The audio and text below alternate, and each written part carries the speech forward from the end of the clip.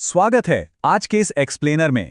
क्या आपने कभी सोचा है कि एक देश एक ही समय में अर्थव्यवस्था, ग्लोबल पॉलिटिक्स, अपने अंदरूनी सिस्टम और पर्यावरण के भारी दबावों को एक साथ कैसे बैलेंस करता है? आज हम मई 2026 के इसी बेहद जटिल और डायनामिक परिदृश्य को डिकोड करेंगे। आज के हमारे इस रोड मैप में हम 4 मुख्य चीजों पर फोकस करेंगे। पहला, इकोनॉमी की ग्रोथ और उसकी रुकावटें। दूसरा, ग्लोबल जियोपॉलिटिक्स। तीसरा, हमारे इंस्टीट्यूशंस का टेस्ट। और आखिरी में एनवायरनमेंट और टेक्नोलॉजी की ग्राउंड रियलिटी। चलिए सीधे शुरुआत करते हैं अर्थव्यवस्था से और देखते हैं उन असल मुद्दों को जिनका असर सीधा हमारी और आपकी रोजमर्रा की जिंदगी पर पड़ रहा है। हाल ही में पेट्रोल और डीजल दोनों की कीमतों में पूरे 3 रुपए प्रति लीटर का बड़ा उछाल आया है। पिछले 4 सालों में यह पहली इतनी बड़ी बढ़ोतरी है और ऐसा इसलिए करना पड़ा क्योंकि ऑयल मार्केटिंग कंपनीज को हर दिन लगभग 1000 करोड़ रुपए का भारी नुकसान झेलना पड़ रहा था। अब सोचने वाली बात यह है कि इतना भारी नुकसान आखिर हो क्यों रहा है। इसके पीछे एक कॉन्सेप्ट है जिसे अंडर रिकवरी कहा जाता है। असल में कंपनियां पेट्रोल पर 15 रुपए और डीजल पर 18 रुपए प्रति लीटर तक का घाटा सहकर तेल बेच रही थीं, जो लंबे समय तक टिकने वाला फाइनेंशियल मॉडल बिल्कुल नहीं है। लेकिन फ्यूल के इस भारी टेंशन के बीच एक बहुत ही शानदार खबर भी है। अप्रैल 2026 में हमारा मर्चेंडाइज निर्यात 14% की छलांग लगाकर 43.6 बिलियन डॉलर तक पहुंच गया। ये आंकड़ा इसलिए भी इंपॉर्टेंट है क्योंकि वेस्ट एशिया में तमाम दिक्कतों के बावजूद मार्केट डाइवर्सिफिकेशन की रणनीति एकदम सही साबित हुई है। हालांकि हमारी इकोनॉमी में अभी भी कुछ गहरी ढांचागत चुनौतियां मौजूद हैं। भले ही जीडीपी ग्रोथ का अनुमान 6.5% है, लेकिन एक्सपर्ट्स का ध्यान ज़ॉम्बी फर्मों पर अटका हुआ है। ये वो अनुत्पादक कंपनियां हैं जो सिर्फ कर्ज के सहारे जिंदा हैं और मैन्युफैक्चरिंग सेक्टर की बहुत सारी जरूरी पूंजी को फंसाए हुए हैं। इकोनॉमी के इस जाल से निकलकर अब जरा ग्लोबल पॉलिटिक्स के इस मैक्रो चेस गेम पर नजर डालते हैं कि दुनिया भर में आखिर क्या चल रहा है। बीजिंग में अभी जो ट्रम्प शी शिखर सम्मेलन हुआ, उसके नतीजे काफी मिले जुले रहे। बोइंग विमानों और सोयाबीन की खरीद पर तो बात बन गई, लेकिन रेयर अर्थ मिनरल्स जो ग्लोबल मैन्युफैक्चरिंग के लिए बेहद जरूरी हैं, उन पर विवाद पूरी तरह से अटका हुआ है। इसी दौरान शी जिनपिंग का रणनीतिक स्थिरता के रचनात्मक संबंध वाला बयान कूटनीतिक रूप से बहुत अहम है। ये असल में थ्यूसिडाइड्स ट्रैप यानी एक उभरती हुई और एक पुरानी महाशक्ति के बीच के सीधे टकराव को टालने की कोशिश है। और ये सब तब हो रहा है जब अमेरिका एक नया और विवादास्पद G2 ढांचा पेश कर रहा है। और हां, दरारें सिर्फ अमेरिका और चीन के बीच ही नहीं हैं। मल्टीलैटरल ग्रुप्स के अंदर भी काफी खींचतान चल रही है। नई दिल्ली में हुई ब्रिक्स की बैठक बिना किसी जॉइंट स्टेटमेंट के ही खत्म हो गई। वजह थी वेस्ट एशिया के मुद्दे पर यूएई और ईरान के बीच उभर कर सामने आए गहरे मतभेद। ऐसे भयंकर उतार चढ़ाव वाले ग्लोबल माहौल में अपनी रणनीतिक स्वायत्ता को सुरक्षित रखना बहुत जरूरी हो जाता है।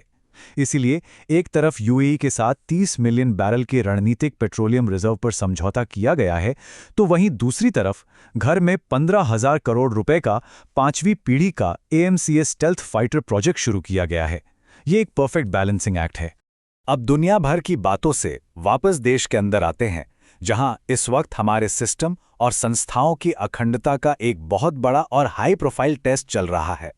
सबसे पहला झटका था नीट यूजी पेपर लीक।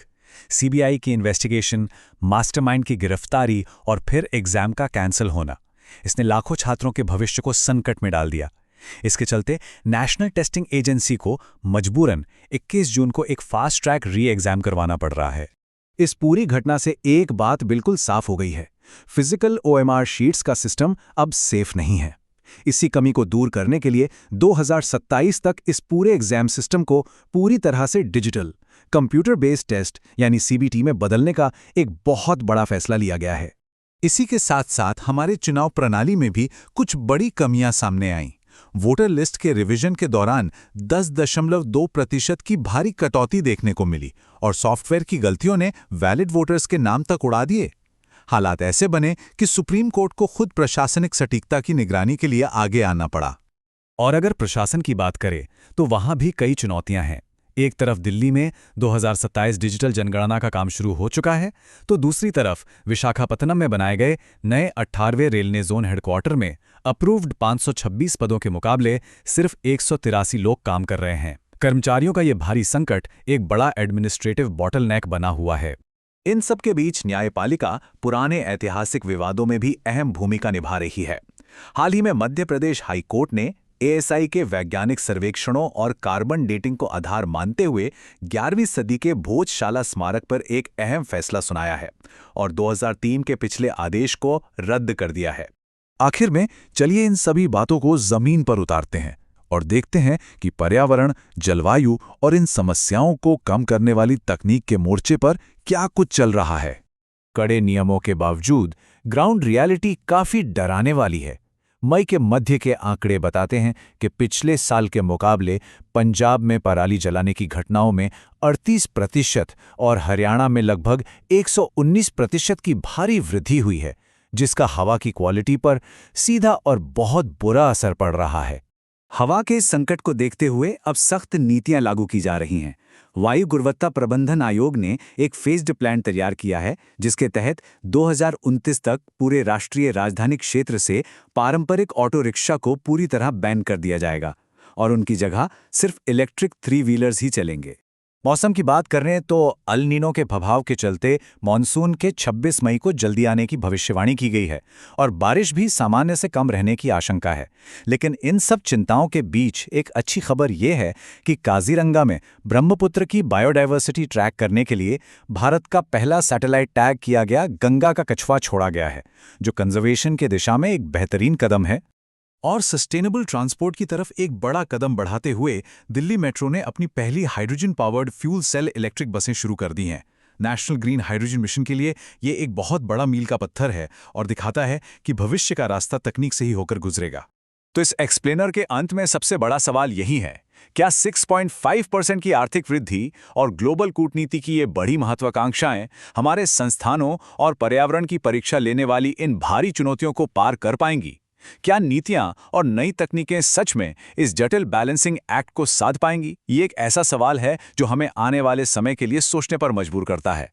आज के इस एक्सप्लेनर में